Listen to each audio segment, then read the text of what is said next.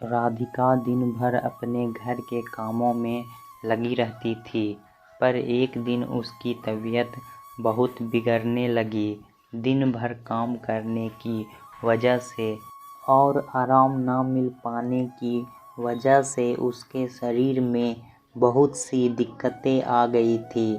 तभी वह डॉक्टर के पास गई और अपना चेकअप करवाया। डॉक्टर ने उसे टेस्ट करने को कहा। टेस्ट कराकर वह डॉक्टर की रिपोर्ट लेकर राधिका निकली तो उसकी आंखों के आगे अंधेरा छा गया। सिस्टर ने उसे सहारा देकर बेंच पर बैठाया। मैम, आप ठीक हैं? राधिका ने खुद को संयत किया और बोतल से पानी लेकर मुंह पर छींटे मारे। सिस्टर ने उसे पीने के लिए ORS घोल दिया और थोड़ी देर वहीं रेस्ट करने को कहा। रेस्ट? राधिका ने आश्चर्य से पूछा। हाँ, रेस्ट मतलब आराम कर लीजिए थोड़ा सा, फिर जाइएगा, सिस्टर ने कहा। वो क्या होता है? कहाँ मिलता है? कैसा दिखता है? राधिका के इस सवाल पर सिस्टर उसे अजीब नज़रों से देखने लगी। सिस्टर को ऐसे देख राधिका ने सॉरी बोला। सिस्टर मुस्कुराकर दूसरे मरीज के पास चली गई। राधिका बेंच पर बैठे बैठे ही अपनी मेडिकल रिपोर्ट पर नज़र डालती है और डॉक्टर का प्रिस्क्रिप्शन पढ़ने लगी, जिसमें लिखा था कुछ multivitamin, protein intake, vitamin D के पाउच और बहुत सारा रेस्ट यानी आराम, जो राधिका ने सिर्फ सुना है लेकिन कभी भी उसका उपयोग नहीं किया। 15 साल की शादीशुदा जिंदगी में उसके हिस्से सिर्फ और सिर्फ काम ही काम, और साथ में ढेर सारे ताने और एक जुमला कि सब काम के लिए कामवाली है, खाना बनाने के सिवाय करती ही क्या हो तुम, और वो भी ढंग का नहीं बनाती। निखिल की पत्नी बनने के साथ ही जिम्मेदारियों का काफिला भी राधिका के साथ चल पड़ा। 4 बहनों की शादी और 2 बच्चों के साथ शादी के 15 साल कैसे गुजर गए उसे पता नहीं चला। सुबह 5 बजे ही उठी तो सीधे रात के 12 या 1 बजे की शादी उसी शहर में होने से महीने के 2 वीकेंड उनकी तीमारदारी में ही निकल जाते। अपनों बच्चों की घूमने ख्वाहिश या खाने पीने की फरमाइश पूरी हो या ना हो, लेकिन ननदों के बच्चों की इच्छा का मान उसे किसी भी हाल में पूरा करना पड़ता, और अगर जरा सा भी चूक हो जाए तो सास पूर्णिमा कोहराम मचा देती। सबकी ज़रूरतों का ख्याल रखते रखते खुद की अनदेखी करने लगी। निखिल को मातृभक्ति और बहन प्रेम के आगे राधिका का किया कोई भी काम उसे काम नहीं लगता। अगर कभी राधिका अपनी थकावट या कमजोरी की बात निखिल से कहती तो वो भी अपनी माँ का रटा रटाया वाक्य ही बोलता, सब काम के लिए कामवाली लगी है, खाना बनाने के सिवाय तुम करती ही क्या हो जो थक गई। अपने घर के कामों से उसे फुर्सत ही नहीं मिलती, और अगर कभी ननदों के ससुराल कोई कार्यक्रम पड़ जाए तो तुरंत उसे काम करने के लिए पहले ही भेज दिया जाता, यह कहकर कि ननदों की मदद करना भाभी की जिम्मेदारी है, सास के नहीं रहने पर सब उसे ही संभालना है। बच्चे बड़े हो रहे थे और उसकी परेशानी समझते भी थे।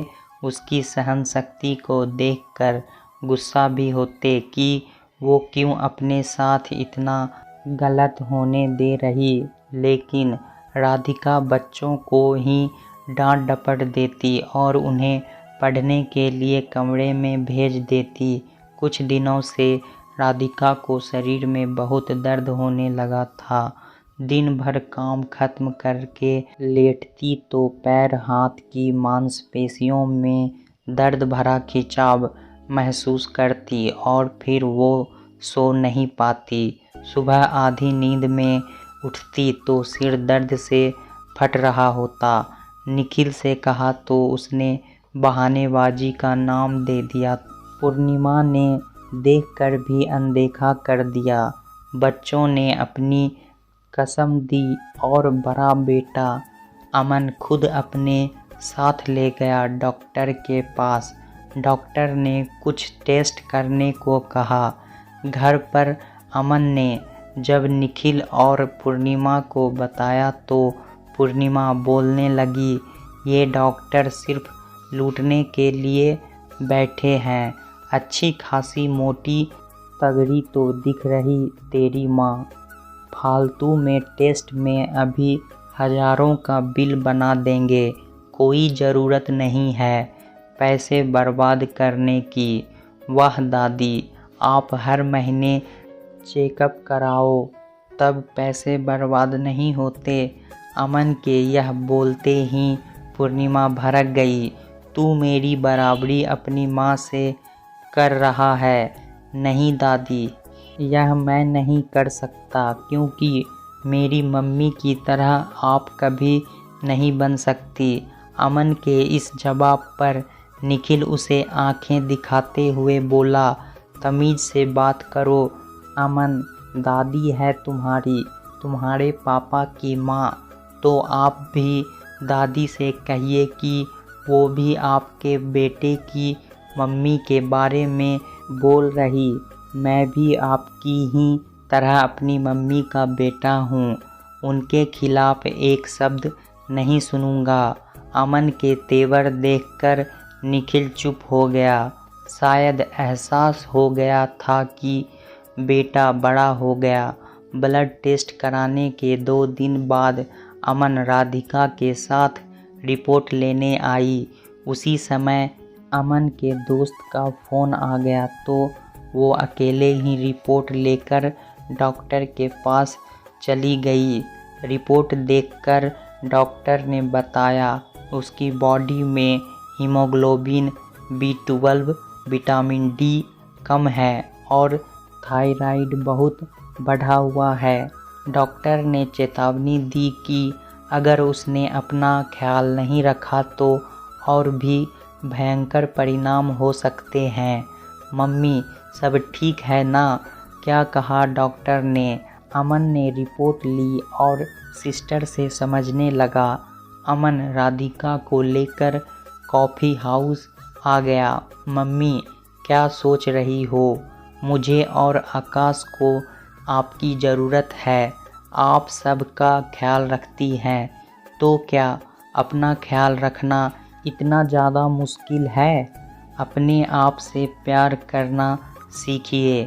पापा और दादी जब आपसे हमेशा यही कहते कि आप सिर्फ खाना बनाती हैं और फिर सिर्फ वही कीजिए ना। अमन की इस बात से राधिका को भी सोचने पर मजबूर कर दिया। दुखी थी लेकिन आज बेटे के साथ ने आत्मविश्वास से भर दिया क्योंकि अब बात आत्मसम्मान की थी। दूसरे दिन वीकेंड पर घर का नज़ारा बदला हुआ था। पूर्णिमा, बहू मेरी चाय ले आ, प्रेशर नहीं बन रहा। निखिल अलग चिल्ला रहे थे। राधिका, मेरे कपड़े प्रेस नहीं हैं। दोनों ननदें, भाभी हमारी अदरक वाली चाय कहाँ है? कामवाली भी आकर चिल्ला रही थी, भाभी बर्तन खाली नहीं हैं। राधिका आराम से बच्चों के कमरे में सो रही थी। बाहर पूर्णिमा, निखिल और ननदें सभी गुस्से में राधिका को पुकार रहे थे। अमन कमरे से बाहर आया। दादी, पापा, बुआ, प्लीज़ हल्ला मत करिए, मम्मी सो रही है। सभी एक साथ चिल्ला पड़े। सो रही है? अभी तक दिमाग खराब हो गया है उसका, दिन चढ़ गया है और बहू अभी तक सो रही है। पूर्णिमा चिल्ला पड़ी, अमन मम्मी को जल्दी से उठाओ और बोलो घर का काम सब पड़ा है। निखिल भी गुस्से में चिल्ला पड़ा, घर का काम? कौन सा काम? घर के काम के लिए कांता आंटी है ना। आप लोग ही कहते थे कि मम्मी सिर्फ खाना बनाने के सिवा करती ही क्या है। बस अब और नहीं, मम्मी आज से सिर्फ खाना ही बनाएगी और वो आप लोगों को समय से मिल जाएगा। बाकी का काम आप या तो खुद कर लें या फिर कांता आंटी से करा लें। प्लीज़ मम्मी को अभी चैन से सोने दीजिए। अमन की बात पर सब एक दूसरे का मुंह देखने लगे। कितनी अजीब बात है। आप सभी को पता है कि मैं कभी इतनी देर तक नहीं सोती।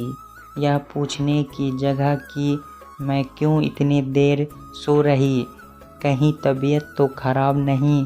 आप सभी ने कहा कि मेरा दिमाग खराब हो गया है। सच ही कहा मम्मी जी, मेरा दिमाग ही खराब था जो 15 सालों से खुद की अनदेखी करके आप सभी का ख्याल रखा। लेकिन अब नहीं, आप सभी का यही कहना है कि मैं सिर्फ खाना बनाती हूँ, तो ठीक है, आज से मैं सिर्फ खाना ही बनाऊँगी। बाकी का काम या तो आप स्वयं कर लें या फिर कांता से करा लें। डॉक्टर ने मुझे रेस्ट करने को बोला है और अब मैं वही करूँगी। राधिका ने अपना फैसला सुना दिया।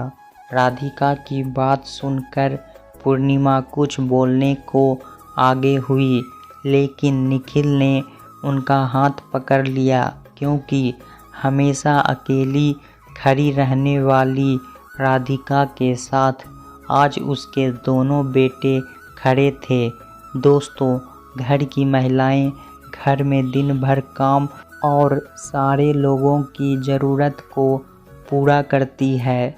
उन्हें उनके लिए कोई तनख्वाह नहीं मिलती, लेकिन अगर वह एक दिन भी अपने कामों से छुट्टी ले ले तो पूरे घर में कोहराम मच जाता है।